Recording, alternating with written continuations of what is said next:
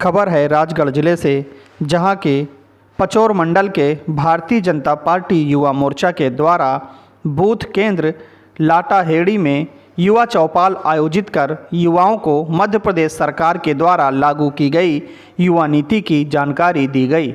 इस दौरान भाजपा कार्यकर्ताओं के द्वारा केंद्र और प्रदेश सरकार के द्वारा लागू की गई अन्य जन कल्याणकारी योजनाओं के विषय में भी युवाओं को बताया गया।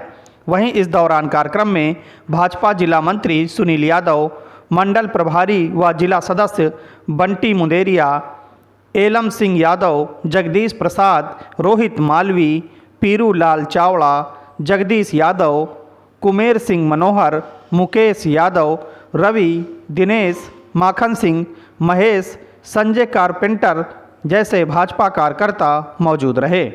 राजगढ़ से ब्यूरो हेड श्यामवीर यादव की रिपोर्ट। करते थे मई 2003 से पहले मध्य प्रदेश के लिए टूटी सड़कें, बीमारू राज्य, बिजली पानी की कमी जैसी बातें आम हुआ करती थी। आप सब मालूम है भाई साहब, पहले क्या स्थिति थी, सड़क नहीं थी, बिजली की तो पता ही नहीं रहता था कि भैया बिजली आएगी कि नहीं आएगी और आएगी तो कब आएगी। और उसके बाद किंतु राज्य तथा केंद्र में भाजपा सरकार आने के बाद जहां मध्य प्रदेश में शिवराज की नेतृत्व के आधारभूत संरचना मजबूत हुई है, वहीं प्रधानमंत्री मोदी जी के नेतृत्व में बनी केंद्र सरकार ने भारत का नाम दुनिया में रोशन किया है। राम मंदिर, धारा 370 जैसे कठिन मसलों जहां आसानी से हल हुए हैं, वहीं भारत ने आत्मनिर्भर बनने की ओर कदम बढ़ा दिया है। स्वदेशी वैक्सीन बनाकर कोरोना जैसी महामारी पर काबू पाया है अपन ने। मतलब ये अगर कांग्रेस होती तो 2-4 साल तो सोचने में लग जाती और कहीं कितनी संख्या नहीं पड़ जाती। तो वैक्सीन बनाकर जहां आपने अलावा दूसरे देशों में मदद की है, अपन ने ही नहीं दूसरे देशों में भेजी है भाई साहब। तो ये अपनी सरकार होते हुए ही हुआ है सब काम। क्षेत्र में फंसे हुए भारतीय छात्रों को साथ साथ विश्व के अन्य छात्रों को भी जान बचाने में भारत ने अग्रणी भूमिका निभाई है। मतलब अपन अपने देश के जो युवा लड़के उनते जो बाहर नौकरी कर रहे हैं तो उनको भी यहाँ पे लेके आए हो, मतलब जान की निश्चित जोखिम में डालने के बाद। अब उसके बाद काशी विश्वनाथ, महाकाल लोक, केदारनाथ इत्यादि भारतीय संस्कृति के परिचायक सभी स्थानों पर मोदी जी की सरकार ने विशेष ध्यान देकर इनका काया पलट कर दिया है तथा आज लाखों श्रद्धालु विश्व भर में पर्यटक के रूप में इन स्थलों पर आ रहे हैं।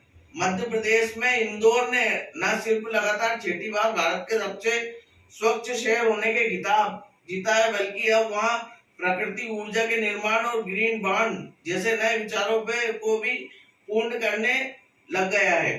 मध्य प्रदेश की लाडली लक्ष्मी योजना से प्रदेश की बेटियों को बहुत लाभ हुआ है तथा देश में भी अब यहाँ योजना लागू हो चुकी है। केंद्र तथा राज्य की कुछ प्रमुख योजना है भाई साहब, जो योजनाएं चल रही है अपनी सरकार के द्वारा, वो कुछ इस प्रकार है। युवाओं के लाभ हेतु प्रारंभ केंद्र सरकार की प्रमुख योजना है। युवा लेखकों को बढ़ावा देने के लिए प्रधानमंत्री की योजना युवा 2.0 2 अक्टूबर 2022 को शुरू की गई। युवा लेखकों मतलब युवा जो लिख रहे हैं नहीं आजकल, उस योजना को प्रधानमंत्री मोदी जी ने अपने उसमें संचालित कर दी है। नहीं तो पिछले कांग्रेस के कार्यकाल में कुछ भी नहीं था कि कुछ युवाओं के लिए कुछ करना चाहिए। और दूसरी स्टार्टअप इंडिया भारत में 16 जनवरी 2016 को प्रधानमंत्री जी ने स्टार्टअप इंडिया को आधिकारिक रूप से प्रारंभ किया। अब तक भारत में 101 से अधिक स्टार्टअप यूनिकॉर्न्स बन चुके हैं।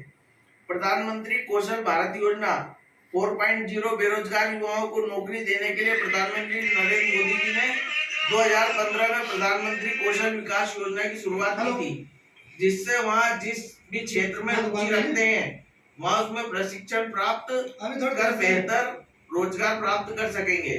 ये अपने खुद के स्वरोजगार की स्थापना भी कर सकेंगे। पीएम कौशल विकास योजना 4.0 के लिए coding, AI, robotic, AIoT, 3D printing जैसे आधुनिक पाठ्यक्रम को भी इसमें शामिल किया गया है। भाई साहब कहने का मतलब ये है कि इसमें योजनाएं है बहुत सारी।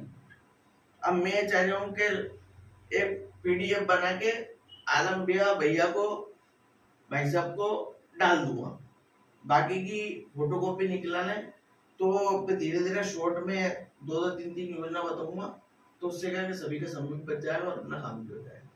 ठीक है ना भाई साहब? हम तो पढ़ना मुझे नहीं बताओ तो नहीं बता नहीं, लास्ट कर दो इसको। कोई दिक्कत भी नहीं, जो अपना होगा वो होगा कि इनका क्या आगे का सिस्टम बिठाओ। हम तो पढ़ना देख कर लेना।